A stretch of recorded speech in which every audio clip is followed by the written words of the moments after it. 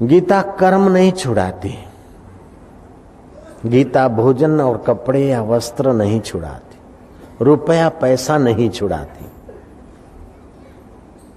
मित्र कुटुंबी साथी पति पत्नी नहीं छुड़ाती। गीता केवल बेवकूफी छुड़ा देती है और आपके जीवन में ज्ञान और प्रकाश ला देती है। आप जहां भी होते हैं, आप जहां भी होते हैं, आनंद ही आनंद, मौज ही मौज। आपकी हाजिरी मात्र से वातावरण महक उठता है अगर बेवकूफी छोड़ दी गीता के अनुसार और प्रकाश ले आए तो बस सब काम हो गया। बड़े बड़े तपस्वी 60-60 हजार वर्ष तपस्या करे, धन्यवाद है, लेकिन गीता का योग 2 क्षण उस तपस्या से आगे की खबर दे देगा। 2 घड़ी सत्संग वशिष्ठ जी का 60,000 वर्ष विश्वामित्र की तपस्या को नन्हा करके दिखा देता है। वह सत्संग कृष्ण ने युद्ध के मैदान में की। रामा अवतार में वशिष्ठ के चरणों में बैठकर जो सुना,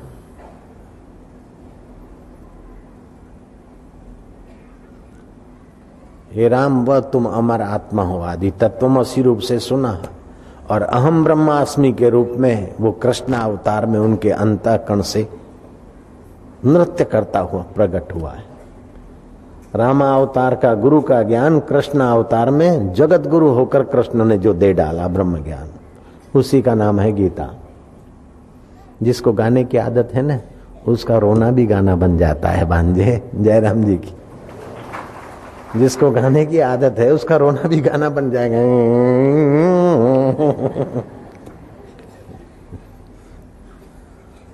प्रेम की बोली का नाम संगीत है और प्रेम की चाल का नाम नृत्य है। गीता संगीतमय और गीताकार की चाल नृत्यमय। रूपम मधुरम निपुरम मधुरम मुकुटम मधुरम बंसी मधुरम दृष्टि मधुरम निखिलम मधुरम अखिलम मधुरम मधुरादेपति मधुरम मधुरम। वो देवांगना की चोटी खींचता है तो भी मधुरता है, और जीभ दिखाकर अंगूठा देता है तभी भी मधुरता। अरे अर्जुन दे दे बराबर। कर्ण बोलता है ये धर्म युद्ध है, मैं निहत्था हूं और तुम शस्त्र, तुम्हारे पास हथियार, अभी क्यों मुझे मारने का आदेश दे रहे हो? अर्जुन रुका। कृष्ण बोलते हैं ये निहत्था है, धर्म की बात करता है। अभिमन्यु पर 6 पाडे उतर पड़े थे, निहत्था अभिमन्यु, और 6 योद्धे लग पड़े थे। उस समय धर्म कहां गया था? अभी अपने बचाव के लिए धर्म की बात करता है। दे दे अर्जुन दे, यही धर्म है, इसको दे। क्या बात है, कैसा ज्ञान है, कैसा कर्म है। और ये कर्म योग। हनुमान लंका जलाते और पूजे जाते, जयराम जी की, और कृष्ण महाभारत की युद्ध कराते, नरो वा कुंजरो करते और पूजे जाते। और तुम जरा सा कुछ गड़बड़ करते तो 2 नंबर के पैसे, इनकम टैक्स चोरी किया तुमने, चोर हो। तुम्हारी कमाई के पैसे तुम्हें चोर होने का सिंबल लगवा देते हैं। क्या बात है, तुम्ही ने तो कमाया, इनकम टैक्स भरा और कुछ थोड़ा बहुत कम भरा, बोले इनकम टैक्स की चोरी की।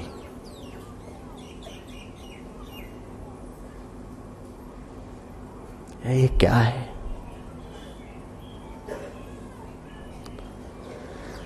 कृष्ण कहते हैं योग कर्म सुकौशलम। योग तुम्हारे को कर्म में कुशलता दे देता है,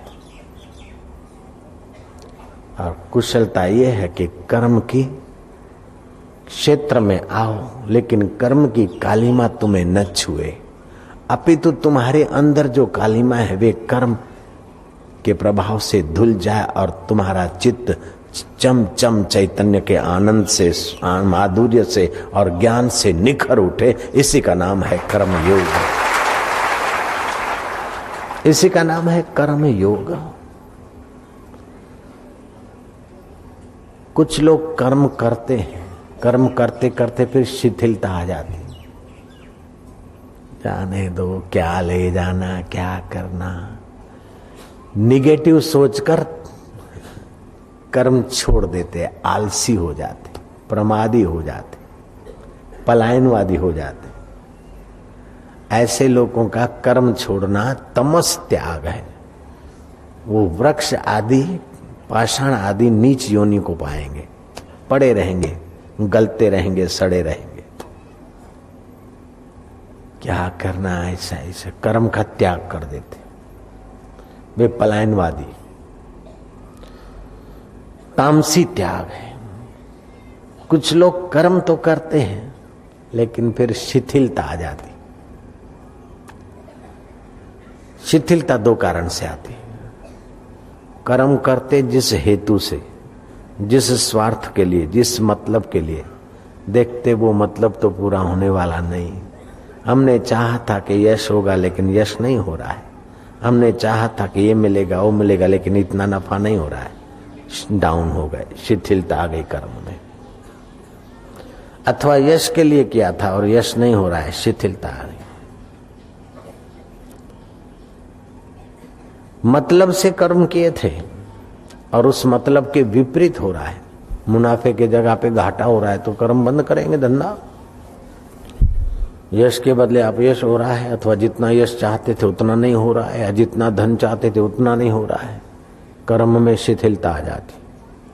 लेकिन कर्म योगी के जीवन में न आलस्य आता है, न पलायनवादिता आती है, न अकर्मण्यता आती है, न कर्म में शिथिलता आती। कर्म योगी का सात्विक त्याग है। तामसी त्याग नीच योनियों में, पाषाण आदि योनियों में ले जाता है। राजसी त्याग दुख योनियों में ले जाता है और सात्विक त्याग पर ब्रह्म परमात्मा से मिला देता है। गहनो कर्मणा गति, कर्म की गति गहन है।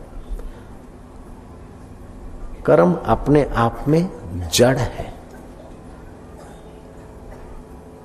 कर्म पर प्रकाश है, स्वयं प्रकाश नहीं है। कर्मों को पता नहीं हम कर्म है, कर्ता को पता होता है मैंने कर्म किया।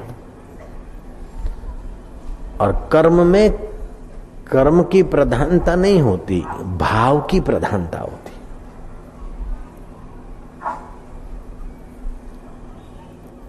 गोरा कुम्हार घड़े बना रहा है, लेकिन भाव है कि ये मेरे ठाकुर जी के लिए घड़े बन रहे। लेने वाला ठाकुर जी, पानी भरने वाला ठाकुर जी, पीने और पिलाने वाला मेरा ठाकुर जी।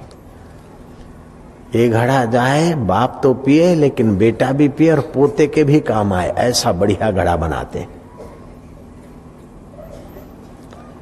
कबीर जी ताना बुनते, कपड़ा जुल्हा का काम करते। ऐसा सुंदर सुहावना मजबूत कपड़ा बनाते हैं कि मेरी राम जी की सेवा में जाएगा। ग्राहक हाथ लगाने में झिझकते कि इतना बढ़िया कपड़ा है, महंगा होगा, हम ले नहीं पाएंगे। नहीं राम जी, आप ही ले सकोगे, इतना महंगा नहीं। जो साधारण कपड़े का दाम, कबीर का बढ़िया कपड़ा उसी दाम में, क्योंकि बढ़िया उद्देश्य है कि ग्राहक के रूप में मेरा ठाकुर जी। जन्नाबाई आटा पीस रही है, छोटा सा काम है, लेकिन नामदेव के यहां संत आते हैं। संतों के हृदय में मेरे ठाकुर जी हैं, मेरे ठाकुर जी को भोग लगेगा। शबरी भीलन झाड़ू लगा रही है, लेकिन ये मेरे गुरुदेव का आश्रम है। समाज रूपी देवता की सेवा का ये व्यापक मंदिर है। इस मंदिर में समाज रूपी देवता आता है, सुख शांति और सत प्रेरणा ले जाता है। मुझे बुहारी करने का अवसर मिल रहा है इस मंदिर में। मैं मंदिर की पुजारन हूं। झाड़ू लगा रही है, लगा रही झाड़ू। माँ झाड़ू लगाती है तो उसका घर का कर्तव्य कर्म हो जाता है। हरिजन बाई बाजार में झाड़ू लगाती है, उसकी नौकरी हो जाती है। लेकिन शबरी भीलन ईश्वर के नाते झाड़ू लगा रही है, उसका झाड़ू लगाना पूजा बन जाता है। कबीर जी ने सुंदर अनुभव कहा, साधुबाई सहज समाधि भली।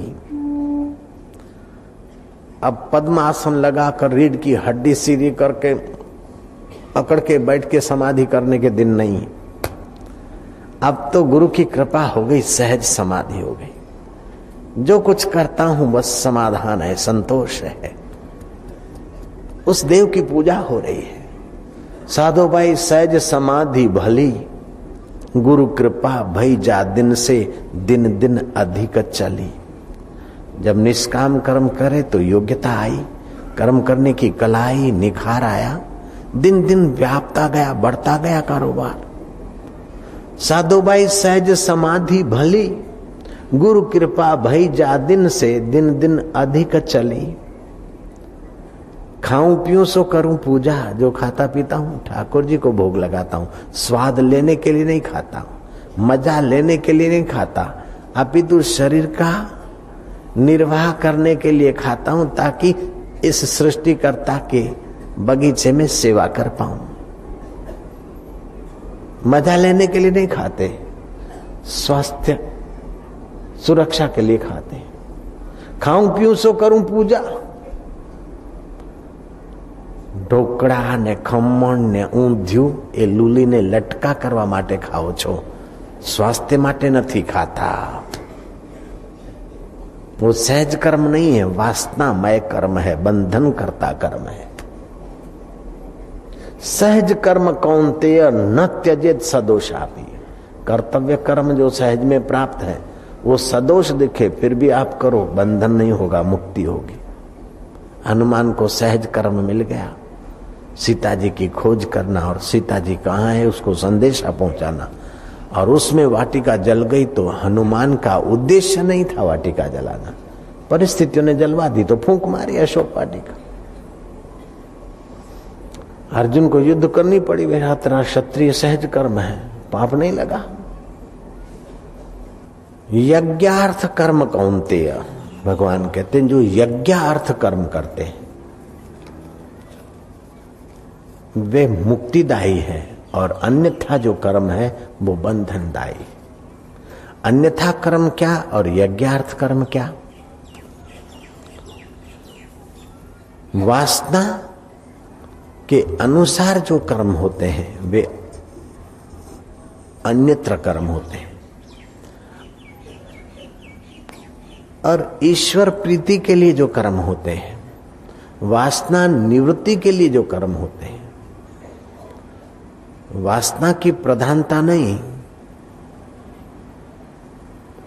संयम की प्रधानता से जो कर्म होते हैं, मनमाना नहीं, शास्त्र विहित जो कर्म होते हैं वे बंधन से खोलने वाले कर्म होते हैं।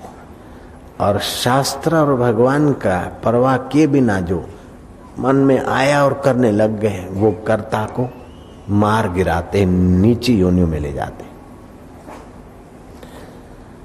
कंस और कृष्ण में ये फर्क है, राम और रावण में ये फर्क है, बुद्ध और बुद्धू में ये फर्क है। बुद्धू भी कर्म करता है और बुद्ध पुरुष भी कर्म करते।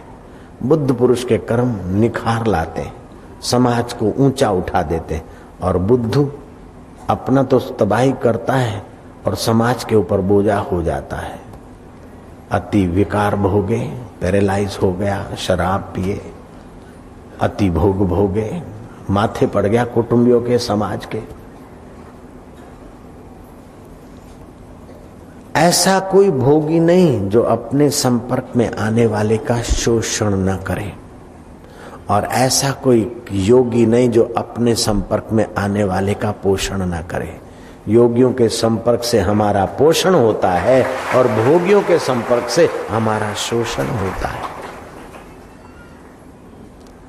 पत्नी अगर योगी के रास्ते है तो पति का सौभाग्य है, पति अगर योग के रास्ते है तो पत्नी का सौभाग्य है। दोनों अगर योग के रास्ते हैं तो कुटुंब का सौभाग्य है, कुटुंब अगर योग के रास्ते तो पड़ोस और समाज का सौभाग्य है। सिंगल देश जिसको आज श्रीलंका कहते हैं, वहां की एक बड़े घराने की कन्या बौद्ध भिक्षुणी हो गई। जैसी वो खूबसूरत थी ऐसी वो खूब समझदार भी थी। खूबसूरत होना बड़ी बात नहीं, खूब समझदार होना बड़ी बात है। बौद्ध भिक्षुणी कैसे बनी? बड़े घराने की कन्या थी। ऐहिक विद्या, ऐहिक कर्म करने की तो उसे प्रेरणा, सीख आदि मिली थी। साथ साथ में नृत्य और गीत का भी, संगीत का भी संस्कार मिले थे। उस सुंदर कन्या का नाम था सेरेना। सुंदर थी, ऐसी समझ उसकी बहुत ज्यादा सुंदर थी। संगीत काव्य के साथ साथ उसे धर्म का उपदेश भी मिला था। और धर्म कहता कि वासना का दास नहीं, वासना का स्वामी बनो। इच्छा के गुलाम नहीं, इच्छा के स्वामी बनो। घोड़े की पूंछड़ी मत पकड़ो, घोड़े की लगाम पकड़ो। धर्म का मतलब है कि मन रूपी घोड़े की लगाम दिला दे, और अधर्म का मतलब है कि मन रूपी घोड़े की पूंछड़ी पकड़ो, जहां घसीट के ले जाए। श्रीलंका आज के दिनों में जिसको कहते हैं, वो सिंघल देश की सेरेना ने संगीत काव्य के साथ साथ धर्म की शिक्षा पाई थी। समय पाकर सुमंगल नाम के एक बड़े धनाढ्य युवक के साथ उसकी शादी हो गई। शादी होते ही सुमंगल व्यापार करने को और देशों में गया। वर्षों की यात्रा करके खूब खूब धन कमा कर आया। नगरजनों ने उसकी सफलताएं की सराहना की और वो आए तो उसको बाजते गाजते बड़े सत्कार से ले आए। कई व्यापारी मंडल एकत्रित हुए, कई जय घोष करने वाले, बैंड बाजे बजाने वाले तो थे, लेकिन सचमुच में हृदय पूर्वक स्नेह करने वाले मित्रों की भी कोई कमी नहीं थी।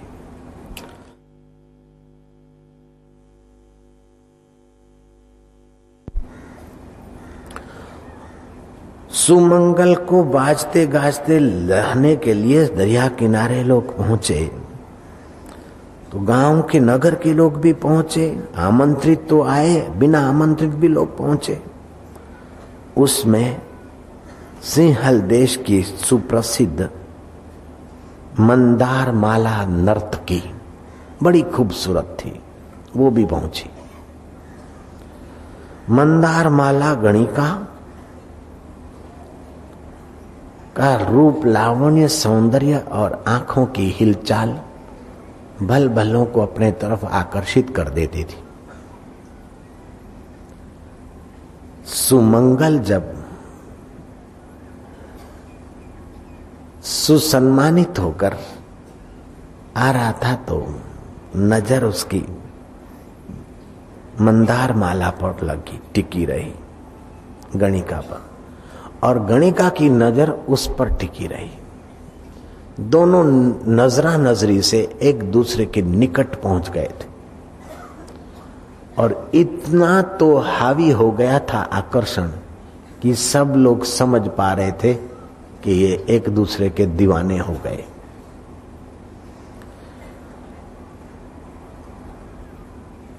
सरीना भी तो थी, और सरीना बड़ी बुद्धिमान थी। उसने देख लिया कि मेरे पति को इसके नैनों के तीरों ने घायल कर दिया है, और ये स्वयं भी घायल हो गई। घर पहुंची सरीना तो देखा सुमंगल कुछ उदास है। पतिदेव, आपके रंग में कुछ भंग लग रहा है, आप कुछ उदास हो रहे हो, और मैं आपकी उदासी का कारण भांप गई हूं। बोले फिर मेरा मुंह क्यों खुलवाती? बोले नहीं, ये दासी आपकी प्रसन्नता में ही प्रसन्न है। मुझे अपनी वासना की दासी नहीं बननी है, अपने सुख की मैं दास नहीं। जो सुख का दास होता है वो दुखी रहता है, जो सुख का दाता होता है वही सुखी रहता है। ये मैंने धर्म शिक्षा पाई है। मैं आपके सुख में ही सुखी हूं, मेरे सुख की मुझे फिक्र नहीं, मैं आपकी सेवा करूंगी। इतने में ही मंदार माला की दासी आ पहुंची और आमंत्रण दिया, सुमंगल तुम्हें हमारी मालकानी याद कर रही है।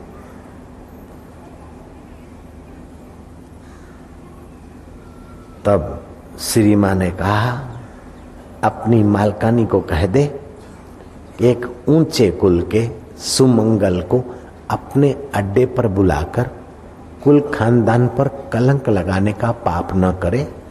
अगर सुमंगल के प्रति उसका स्नेह है तो इस बड़े कुल के सुमंगल के घर आए और इस कुटुंब की बहुरानी बनकर सुख भोगे और मैं उसे मदद करूंगी। दासी को विश्वास नहीं आ रहा है कि ये भी हो सकता है। दासी तो ठगी सी रह गई और संदेशा जाकर सुनाया। दूसरे दिन वो तो अपना माल सबाब जो कुछ कपड़ा लत्ता जो कुछ था वो समेट के आ गई सुमंगल के पास। करा दो मंगलम भगवानम मंगलम गरुड़ध्वज मंगलम पुंडरीकाक्षाय सर्वमंगलाय तनोहरि। जिसको आजकल लव मैरिज कहते हैं उसको पहले की भाषा में गंधर्व विवाह कहते थे। एक दूसरे ने माला पहना ली, 5-25 लोगों के सामने हो गया रजिस्टर मैरिज, हो गया मैरिज। अब पति को मिल गई है पत्नी। भगवान इस भोग के कीचड़ से निकालने के लिए तू कैसी कैसी लीला करता है, तुझे धन्यवाद। क्या कह रही है वो सुंदरी? तुझे धन्यवाद है। एक दूसरे के चामड़े चाट कर, एक दूसरे से शत्रुता का व्यवहार करते हुए भी एक दूसरे को मित्र मानने की जो गलतियां थी वो गलतियां निकालने के लिए वर्षों के बाद आए और आधा घंटा भी हम उस विकारों में न गिरी। ये आपकी कृपा है।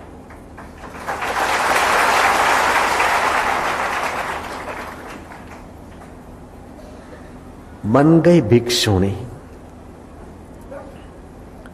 उस भिक्षुणी के द्वार पर एक भिक्षुक आया। बहन सिरीना देवी, चोट लगी है, कुछ कपड़े का टुकड़ा हो तो बांधूं। सिरीना ने उसके घाव का बराबर जो कुछ मलम पट्टी था किया और पूछा कि भैया तुम्हारे सिर पर, तुम एक साधु भिक्षुक, बौद्ध भिक्षुक, और तुमको चोट? बोले हाँ। किसने मारी? बोले एक जगह पर।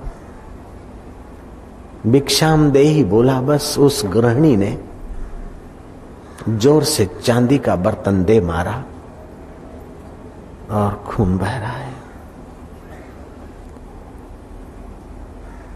किस घर पर लगा?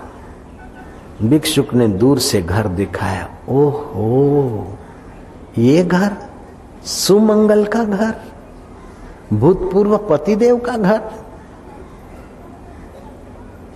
भिक्षुणी चली गई अंदर।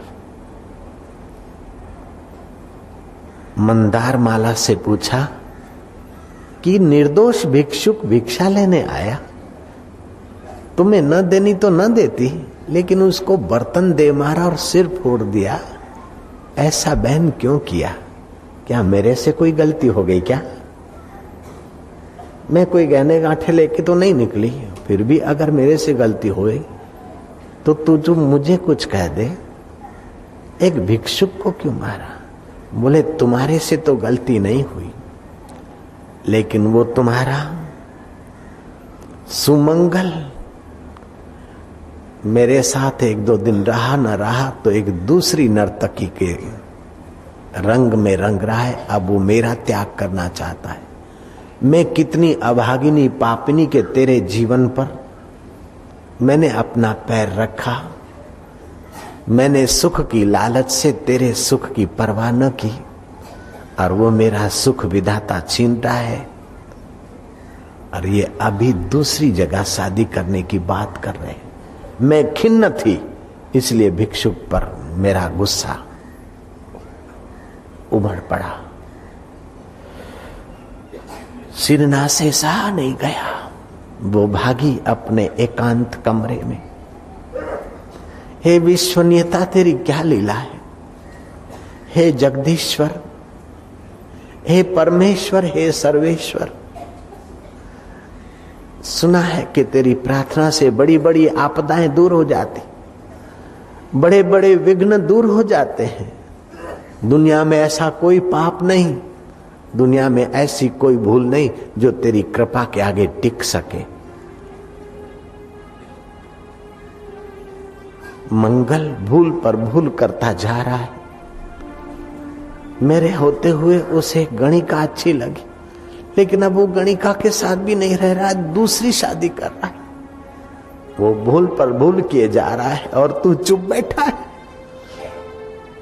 हे मेरे देव, अगर तू चाहे तो सुमंगल की बुद्धि बदल सकता है, उस गणिका की मनोवृत्ति बदल सकता है। वे कैसे हैं उधर को न देख, तू कितना दयालु है उधर को देखियो। वे कितने दुर्बल हैं, विकारों में गिर जाते हैं, उधर न देखिए। तू कितना सबल है, उधर को देखिए देव। प्रार्थना करते करते कातर भाव से सारी रात भूखी प्यासी और बार बार ठाकुर जी को प्रार्थना करे। सिरना की भिक्षुणी की प्रार्थना और विश्वनियता का दिल डोला। सुमंगल को भयंकर स्वप्न आया रात को कि अपनी पत्नी को त्याग कर दूसरी पत्नी के साथ व्यभिचार करने से कैसे नारकीय यातनाएं सहनी पड़ती है, और अपने पति को त्याग कर दूसरी जगह करने से कैसी यातनाएं सहनी पड़ती। भयंकर स्वप्न देखा हो। अर्धरात्रि को कांपा, हृदय की धड़कनें कैसे भी मिट नहीं रही। वो विभत्स सपने और उन नारकी योनियों में मैं दुख भोग रहा था। लोहे की तप्त सुंदरियों को आलिंगन करवाया जा रहा था मुझसे। क्या ये आलिंगन का फल उतना कड़ा भोगना पड़ता है? राम राम राम। प्रभात काल तक पुकारता रहा। प्रभात जो बढ़ती चली गई, प्रकाश होता गया और हृदय में प्रकाश होता गया। ये भोग वासना, अन्यत्र कर्म तुझे अलविदा हो। सुबह उठते ही अपनी संपत्ति गरीब गुरबो लाचार मोहताज उमें और सत्कर्म होते वहां उन संस्थाओं में बांट दी और पत्नी के पद चिन्हों पर पति चल पड़ा और भिक्षुक हो गया। तालियां तो बजाते हो, लेकिन आपको कब रंग लगेगा उसका इंतजार है।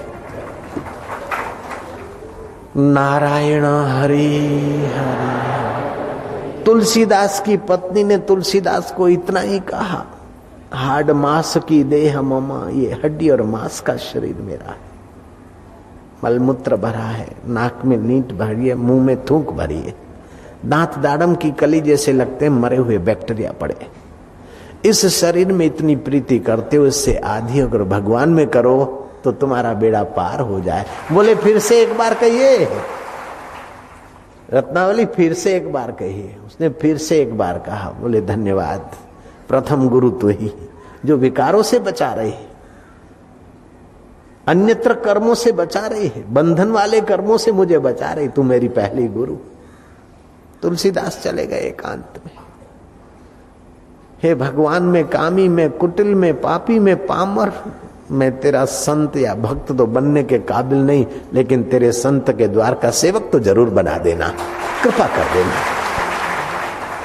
फिर रोए कि संत के द्वार का सेवक बनना कोई मजाक की बात है, उसमें भी पुण्य पुंज, बिनु पुण्य पुंज मिले नहीं संता।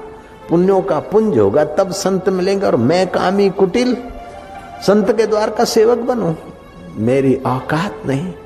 फिर भी तू दया करना, कम से कम संत के द्वार की गाय तो बना देना, मेरा दूध उनकी सेवा में लगेगा। लेकिन संत के द्वार की गाय भी कोई पुण्यात्मा होगी, वही आएगी। मैं तो कामी कुटिल। अच्छा, और नहीं तो ठाकुर जी संत के द्वार का, भक्त के द्वार का घोड़ा ही बना देना, वो तेरी कथा करने जाएंगे और मैं उसमें उपयोग में आऊंगा, मेरा भला हो जाएगा। फिर उस संत के हृदय में विचार उठा कि मैं कामी कुटिल और भक्त के द्वार का, तेरे प्यारे संत और भक्त के द्वार का मैं घोड़ा बन पाऊं, मेरे कर्म नहीं। कम से कम अब ठाकुर जी उनके द्वार का कुत्ता ही बना देना कि उनकी नजर पड़ेगी तो भी देर सबेर में निहाल हो जाऊंगा। उनके हाथ का रूखा सूखा टुकड़ा भी खाऊंगा तो मेरा दिल पावन होगा।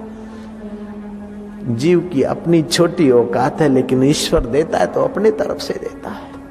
तुलसीदास को कुत्ता क्यों बनाएंगे, घोड़ा क्यों बनाएंगे, गाय क्यों बनाएंगे? ऐसे महापुरुष बना दिया कि अभी हम और आप उनकी वाणी उच्चार करके आनंदित हो रहे हैं, प्रकाशित हो रहे हैं। तुलसी तुलसी क्या करो, तुलसी बन की घास, कृपा भई रघुनाथ की तो हो गए तुलसीदास। न जाने उस पिटारी से कितनों कितनों को मिला है। एक तुलसीदास नहीं, कईयों को, कालिदास को, व्यास को, औरों को, कईयों को उस महाखजाने से मिलता चला आ रहा है। विद्वानों की विद्या, संतों का संतत्व, तपस्वियों का तपस्या, सरना की सरनाई, सुमंगल का वैराग्य और त्याग भी उसी पिटारी का ही तो खजाना है। बुद्ध का बोध भी उसी पिटारी का अमृत है। महावीर की तपस्या भी उसी पिटारी की प्रेरणा है। नानक का नानक बना और कबीर जी का और रहीदास का उन्नत होना भी उसी परमेश्वर की पिटारी का खजाना है। वो खजाना तुम्हारे पास भी वैसे का वैसा है, आप उससे बस निकालोगे चाहे तो आपके कर्म उस परमेश्वरी खजाने से करुणा कृपा निकालें तो आपके कर्म बंधन काटने वाले होते हैं, और उस खजाने से विमुख होकर संसार की वासना में भटकाने वाले कर्म अन्यत्र कर्म कहे श्री कृष्ण ने। तो अन्यत्र कर्म लोक में बंधन करता है और यज्ञार्थ कर्म लोक में मुक्ति देने वाला है। यज्ञार्थ अर्थात कर्तव्य कर्म, शास्त्र और ईश्वर के संकेत के अनुसार जो कर्म है वे यज्ञार्थ कर्म है, और अपने अहंकार और वासना के अनुसार जो धमाधमी है वो बंधनार्थ है।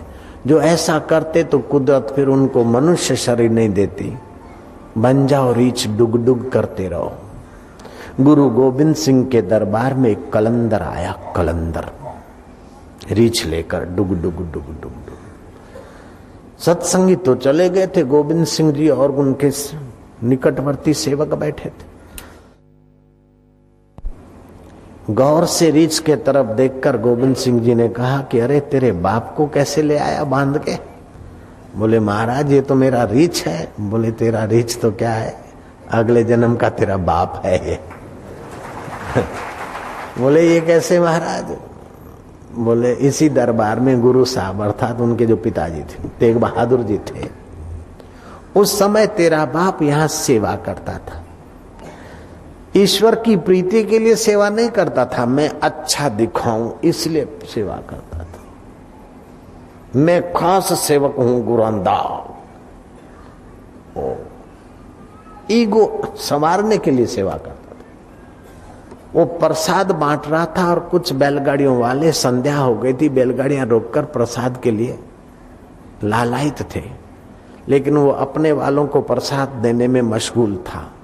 जहां अपने वाले हैं वहां ज्यादा दे और जहां दूसरे हैं वहां कम दे। कर्म तो कर रहा है गुरु के द्वार पर, लेकिन बंधन करता कर्म कर रहा है। जयराम जी की कर तो रहा है गुरु के द्वार पर, प्रसाद बांटने की सेवा गुरु के द्वार पर, लगेगा कि वो तो धर्मात्मा है, लेकिन ये यज्ञार्थ कर्म नहीं है, बंधनार्थ कर्म। राग और द्वेष से प्रेरित होकर कर्म करता है। वो थके मांदे भूखे प्यासे बैलगाड़ी वालों की तरफ ध्यान नहीं दिया। एक बार, दो बार, तीसरी बार एक काले बुढ़े ने कहा कि भैया तुम मुझे अकेले को दे दे और हम एक एक कण लेकर बांट खाएंगे, गुरु जी का प्रसाद है। गुरुद्वार का एक एक चुटकी चुटकी भी हम पालेंगे जो तू दे दे। अरे क्या काला कलूट रीछ जैसे, नहीं देते, जाओ भाग जाओ। मार दिया धक्का, उस बूढ़े की आह निकली, मैं काला कलूट रीछ जैसा, तुझे रीछ ही दिखाई देता। गुरु के द्वार पर रहा लेकिन कर्म करने की कला न सीखा, तू ही रीछ बनेगा भैया, करेगा गुरु साहब, तू रीछ बनेगा। वो बूढ़ा तो बोलकर चला गया और ये भगत समय पाकर मरे और रीछ बने और तेरे पास बिक कर आए। अब बेचारा घूम घाम के गुरु के द्वार से पहुंचा है। बोले अब गुरु महाराज तुसी दसो मेरे पिता का कल्याण कैसे हो। बोले तेरे पिता का कल्याण करेगा तो तेरी रोटी चली जाएगी। बोले मैं 300 का दूसरा ले लूंगा, उस जमाने में 300 का रीछ मिल ले। तो गुरु महाराज ने भगवान को प्रार्थना की और पानी का अंजलि कटोरे में लेकर शुभ संकल्प फेंका, रीछ को पिलाया, थोड़ा छिटका, रीछ का सूक्ष्म शरीर निकला, सदगति अर्थात ऊंची गति हुई और दर दर पे नाचने से बच गया। लेकिन आप हम न जाने कितने दरों पर नाच के आए, रीछ के रूप में, के बच्चों के रूप में, के नारी के रूप में, के मरकट के रूप में, कोई अंत नहीं। कृष्ण कहते हैं कि अब उन दुखों का अंत करिए, यज्ञार्थ कर्म करके अनंत को पा जाइए, तुम्हारे हाथ की बाजी है। कर्म करने की शक्ति तुमको दी है उस अकाल पुरुष ने। कर्म करके अपने बंधन बढ़ाओ तो आपकी मर्जी की बात है, और कर्मों से ही कर्म बंधन को काटो, आपकी मर्जी की बात। अगर हमको ईश्वर के रास्ते जाना है तो फिर ईश्वर को पाने के लिए कर्म करना हमारा कर्तव्य है। जयराम जी की। फिर एक दो बच्चे के लिए नहीं, हजारों हजारों प्रभु के बच्चों के लिए और कुछ करना हमारा कर्तव्य है।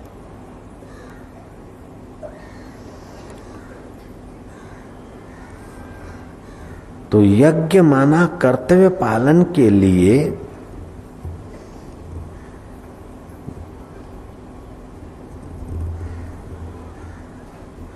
किए जाने वाले जो भी कर्म हैं वे मुक्तिदायी है। अन्यत्र माना अपने सुख के लिए राग द्वेष से प्रेरित होकर किए जाने वाले कर्म में लगा हुआ यह मनुष्य समुदाय कर्म से बंधता है। इसलिए हे कुंती नंदन, तुम आसक्त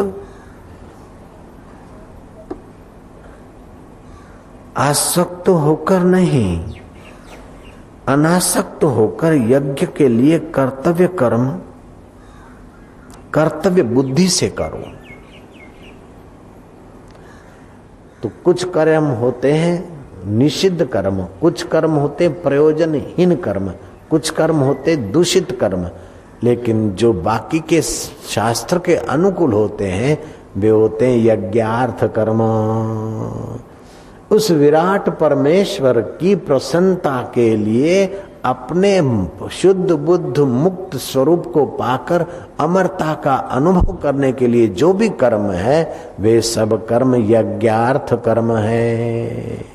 यज्ञार्थ कर्म अन्यत्र लोको अयम कर्म बंधन तदर्थम कर्म कौन्तेय मुक्त संग समाचरः। यज्ञ अर्थात कर्तव्य पालन के लिए किए जाने वाले कर्म यज्ञार्थ है। अन्यत्र माना अपनी वासना और अंधाधुंधी से कर्म करने लगा तो ये बंधन है। उस बंधन में लोग समुदाय पड़ जाते हैं। उस बंधन से निकलने के लिए शास्त्र का ज्ञान और ईश्वर प्रीति के लिए कर्म करना अनिवार्य है। मनु स्मृति में मनु महाराज ने कहा है कि तब तक प्रयत्न पूर्वक कर्म करने चाहिए जिन कर्मों से तुम्हारे हृदय में शांति, आनंद, उल्लास आए। कर्म करने के बाद आपके अंतःकरण में कर्म का दिव्य फल फलित हो। कर्म करने के पहले उत्साह होता है, कर्म करते समय पुरुषार्थ होता है और कर्म के अंत में कर्म का फल तुम्हारे हृदय में फलित होता है।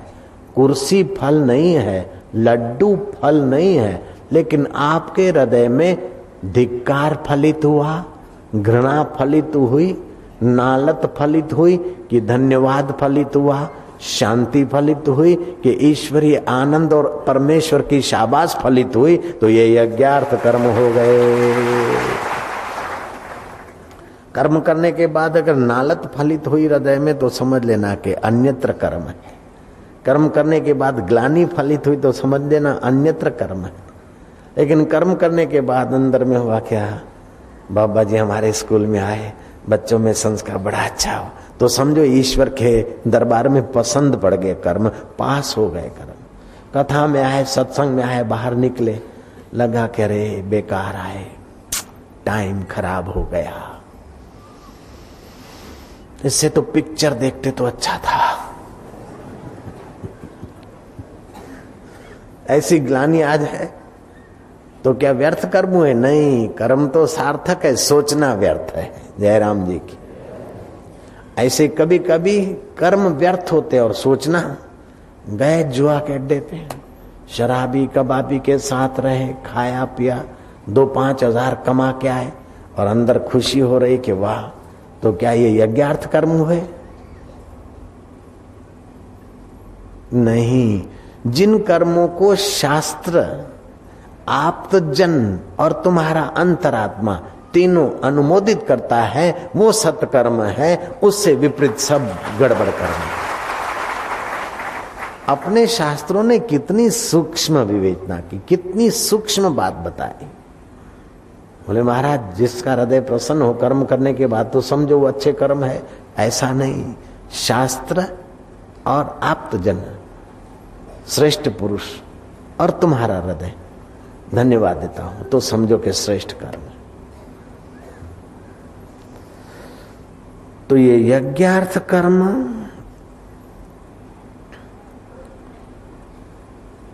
अपने में योग्यता बढ़ाते हैं। जो जो आप निस्वार्थ कर्म करते हो त्यों त्यों आप में सामर्थ्य बढ़ता है।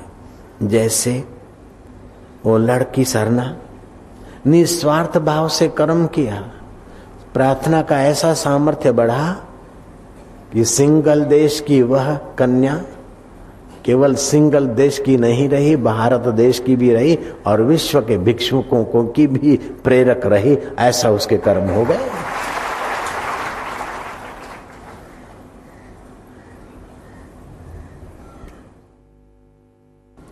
चलते चलते ठोकर लगी। हाय रे, लोग कितने नालायक हैं, बेवकूफ कहीं के, इधर ईंट रख दी, कमीने कहीं के। ओहो, आपने खिन्नता पैदा कर दी। जिन्होंने सुना उन्होंने भी आपको समझा के ऑर्डिनरी आदमी। चलते चलते आपको ठोकर लगी। हो संसार ठोकरों से भरा हुआ है, संभल कर चलना। ये सत्संग में सुना है हमारी लापरवाही। चलो ईंट या पत्थर उठाकर किनारे रख दिया और आप सावधान होकर चले तो आपका ठोकर भी यज्ञार्थ कर्म हो गया। कर्म स्वयं में जड़ है, करता किस ढंग से उसको करता है, किस ढंग से देखता है। शादी की है, मजा लो, आह फिल्म देखो, अरे एक दूसरे को चिपके, थोड़े दिनों में ही एड्स की बीमारी कर दी या कुछ कर दिया या हो गए। बंधन वाला कर्म। शादी की है और कोई ईश्वर की सृष्टि के बगीचे में परंपरा तो चाहिए, तिथि का वार का ख्याल किया कि बेटा चाहिए, बेटा हो तो ठीक है, नहीं तो तेरी मर्जी से, तो तेरी मर्जी से तो जैसा हुआ वार त्योहार का ख्याल करके अपना जन्म दिवस, श्राद्ध के दिन, अमावस्या, पूर्णम आदि दिन को छोड़कर मासिक धर्म से 5 दिन बीत गए, बाद में व्यवहार किया, गर्भाधान किया, पत्नी ने गर्भ धारण किया, वो यज्ञार्थ कर्म कर रही, जो खा रही है उसमें से कुछ हिस्सा उस परमात्मा के मुन्ने को जा रहा है, मेरा यज्ञ हो रहा है। गर्भ का पोषण भी यज्ञ माना गया है, जयराम जी की। और वो बालक आया और उसको पैपान कराया, तभी भी अपने शरीर का हिस्सा कुछ दे रहे हैं। ये गृहिणी के लिए, बाई के लिए, माँ के लिए यज्ञ है। लेकिन ये बेटा हो फिर बड़ा हो, मेरे को सुख दे, फंसने वाला हो गया। केवल भाव बदल दिया बस, मेरा नाम करे, मेरा ये करे। और जो बेटे बेटियों को पालते पोसते और सुख की इच्छा करते, उनके बेटे बेटी सुख की जगह पर दूसरा कुछ दे डालते और बड़े दुखी होते। सुख की इच्छा न करो, सुख मिलेगा तो धन्यवाद आएगा, और सुख की इच्छा करा और सुख नहीं मिला तो हाय हाय हो जाएगी। आप कर्तव्य पालन के लिए बच्चे को पढ़ाओ, लिखाओ, सिखाओ, लेकिन ये सुख दे, आपकी मुट्ठी तो धीरे धीरे खुलती है, उससे भी आपके पिता की मुट्ठी और संभल के खुलती थी, लेकिन आपके बेटों की मुट्ठी तो यूं खुले। गए होटल में रहे, कितना कराया? बोले ओनली 2000 पर डे। मैं तुम्हारे पापा को बोलूंगा कलकत्ते वाले को, वो होते तो 2000 रुपया रोज का खर्च के होटल में नहीं रह सकते थे। बोले बापूजी ठीक बात है, लेकिन मेरे दादाजी होते तो वो एकदम नहीं रहते। दादा हमारे ज्यादा पक्के हैं, पिताजी कुछ पक्के, हम लोग तो आजकल के हैं। जयराम जी की नारायण हरि। एक तो कमाने में गड़बड़ और दूसरा खर्चने में भी गड़बड़, अंधाधुंधी। नहीं, कर कसर से और उतना ही पैसा सत्कर्म में लगाए, भूखे प्यासे के आंसू पहुंचने में और पेट भरने में लगाए तो यज्ञार्थ कर्म हो गया। और दे आए और उड़ाए तो बंधन करता कर्म हो। क्या बात है, महीने के 1 लाख रुपया कमाते 50,000 रुपया घर का खर्चा कर दिया तो क्या बड़ी बात है? बेवकूफी है, बड़ी बात तो नहीं, बेवकूफी है। 5 मेंबर और 50,000 घर का खर्चा। अरे ये भी तो सोचो कि 5 मेंबर हैं और जिनको 2000 भी नहीं मिलता है, उनके तरफ भी थोड़ा देखो तो यज्ञार्थ कर्म हो जाएगा। अपने कमाए, अपने खाओ पियो तो देह अध्यास बढ़ेगा, आसक्ति बढ़ेगी और कर्म से ही कर्म बंधन बना लेगा। जयराम जी की।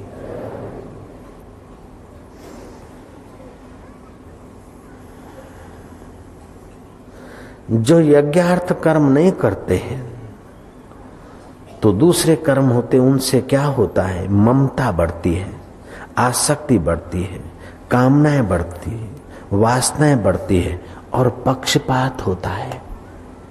और पक्षपात में बुद्धि मारी जाती है, राग द्वेष में। अब बुद्धि मारी जाती है, जो बुद्धि परमात्मा को अपने पेट में ला दे, वो बुद्धि अगर मर जाए तो फिर किस काम की? जो बुद्धि बुद्धिदाता को प्रकट कर दे अपने अंतःकरण में, अथवा जो बुद्धि बुद्धिदाता में एकाकार हो जाए, वो बुद्धि तुमने कर्म ऐसे किए कि राग द्वेष में फंस मरी, चिंता और भय में खिंच मर गई।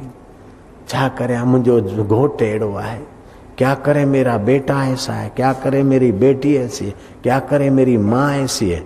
नहीं, क्या करे तेरी समझ ऐसी है कि तू दुख बना रहा है। अपनी समझ, अपनी बेवकूफी से दुख बना रहा है। मैंने कहा 10,000 खर्चा तेरे लिए खुला है, फिर भी तू रो रहा है। मैंने कहा 20,000 खर्चा तू कर सकता है, फिर भी तू रो रहा है। तेरे को सोचने का ढंग नहीं है, कर्म करने का ढंग नहीं है। क्या करें, पूरा नहीं होता है, क्या करें। अरे उन लोगों को देखो जो 3-4 आदमी 2000 में जी रहे और तुमको 15,000 भी कम हो रहे, 20,000 भी कम हो रहे, 25,000 भी कम हो रहे, तुम कैसे कर्म कर रहे हो। गांधी जी जेलर के साथ बात करते, बड़ी गंभीर बात कर रहे थे, एकाएक बात को रोककर गए, सिगड़ी में से कोलसा निकाला और उसको बुझा दिया। जेलर समझ गया कि बापूजी को कोलसा बिगाड़ न हो, कोलसे की बचत करने के लिए बापूजी उठ गए। जेलर ने कहा, mister Mohanlal, don't worry, never mind, आप फिक्र नहीं करना, चिंता नहीं करना, मैं 2 बोरी कोलसा भेज देता हूं। गांधी जी ने कहा 2 बोरी भेजेगा तो सरकारी होगे, और सरकार भूखे प्यासे किसानों गरीबों से भी टैक्स लेती है, मुर्दे से भी टैक्स लेती है, और कत्ल खाने से भी टैक्स लेती है। उस टैक्स के पैसों को मैं समाज की सेवा के लिए लगना चाहिए कि मैं ज्यादा बिगाड़ करूं और तू मेरे को 2 बोरी कोलसा दे दे, क्या तेरे बाप के हैं? नहीं चाहिए मुझे। गांधी का कर्म कर्म योग हो गया। नहीं तो बोलते ठीक है, भेज दो, जलने दो, बिगड़ने दो। છાસમાં માખણ જાય અને વહુ ફૂવડ કહેવાય। છાસમાં માખણ जाए અને वहू फूवड़ कहवाए। दे रही थी छाछ और ऐसा बलूना बला के मक्खन भी जा रहा है। पड़ोसन ले तो गई, लेकिन देखो उसकी बहू कितनी मूर्ख है, फूवड़ है। छाछ के बदले मक्खन के कण दे दिए। गधेड़ी को घर संभालने नहीं आता, बिना जाला है कि गधे है। जेके पैसाडी से चट, जेके पैसाडी से चट। वो बादाम खोराकू खाई थी वने भीमसेन पोथे पई बीमार। नहीं नहीं, अधिक खाने से तुम तंदुरुस्त नहीं रहते हो, अपितु कम खाने से ही तंदुरुस्त रहते हो। ताकत की चीजें खाने से तंदुरुस्त नहीं रहते हो, जो खाया उसको ठीक से पचाते हो तभी बढ़िया रहते हो। कल रात को हम इधर से गए, रोज रात्रि को हम दूध पीते हैं, लेकिन कल देखा कि नहीं पिएंगे तो चलेगा, क्योंकि कल इतवार है, सुबह जल्दी भी उठ सकेंगे। दूध नहीं पिया हो, सुबह 3 बजे उठे, आराम से अपना नियम भी किया। अभी ऐसा कुछ नहीं लग रहा कि कल नहीं खाया। लगता है क्या? सुबह का कार्यक्रम किया 2-3 घंटे का, अभी दूसरा हो रहा है। कई लोग लाते कि बापूजी इतनी मेहनत करते हैं, तो श्रद्धा से बादाम पिस्ते अंजीर आए वो सब घोट घाट के ऐसे ऐसे वो माजून बना के ले आते हैं कि मैं तो देखते ही घबरा जाता हूँ। खाने की तो बात ही क्या, अगर बहुत कोई आग्रह करे तो कभी कभार थोड़ा सा कोई ऐसा दिन हुआ होगा महीने 2 महीने में कि जरा सा 5-25 ग्राम खाया होगा। बाकी हम ये चीजें आपकी दी हुई आपको ही अर्पण करते हैं। हम अगर खाएं तो यज्ञार्थ कर्म नहीं होगा, भैंसार्थ कर्म हो जाएगा।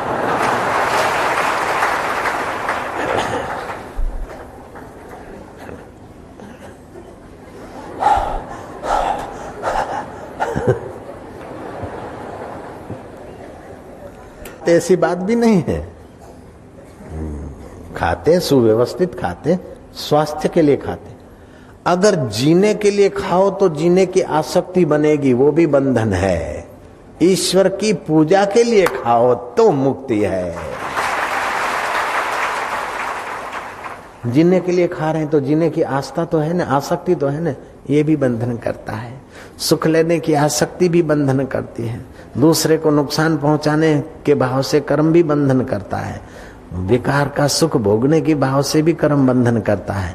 लेकिन सुख देने के भाव से कर्तव्य कर्म करते हैं तो वो कर्म प्रकृति में लीन हो जाते हैं।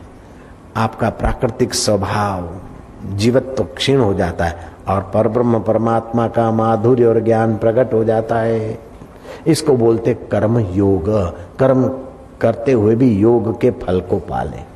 गीता में 6ठे अध्याय के पहले श्लोक में कहा, अनाश्रिता कर्म फलम कार्यम कर्म करोति यह स सन्यासी च योगी च न निराग्नि चाक्रिया। आसक्ति को छोड़कर, अपने सुख भोग की लालच को छोड़कर, अपने अहंकार पोषने की लालच को छोड़कर जो कर्तव्य कर्म परहित के लिए, ईश्वर प्रीति के लिए जो कर्तव्य कर्म समझकर करता है, वह सन्यास को उपलब्ध हो जाता है। अग्नि का त्याग करके मैं अग्नि नहीं छूता, बना बनाया खाता हूँ, काम नहीं करता, क्रिया का त्याग करके बैठा है कि मैं योगी हूँ। कृष्ण बोलते इससे योगी और सन्यासी नहीं होता। कर्म करते हुए फल की लोलुपता छोड़कर यज्ञार्थ कर्म, ईश्वर प्राप्ति अर्थ कर्म जो करता है वही आदमी सन्यासी है और वही योगी के फल को पाता है, दूसरा नहीं। जो स्वार्थ से प्रेरित होकर कर्म करता है उसकी योग्यताएं कुंठित हो जाती। कहाँ से मौका मिले झपेट लूं, कहाँ से मौका मिले ये कर लूं, तो इससे उसकी योग्यता मर जाती और कर्म करने का आनंद नहीं आता और भविष्य उज्जवल नहीं होता। और प्रारब्ध में होगा उतना तो मिलकर ही रहता है। श्री कृष्ण कहते अनाश्रिताः कर्म फलम कार्यम कर्म करोति यः स सन्यासी च योगी च न निराग्निर्य चाक्रिया।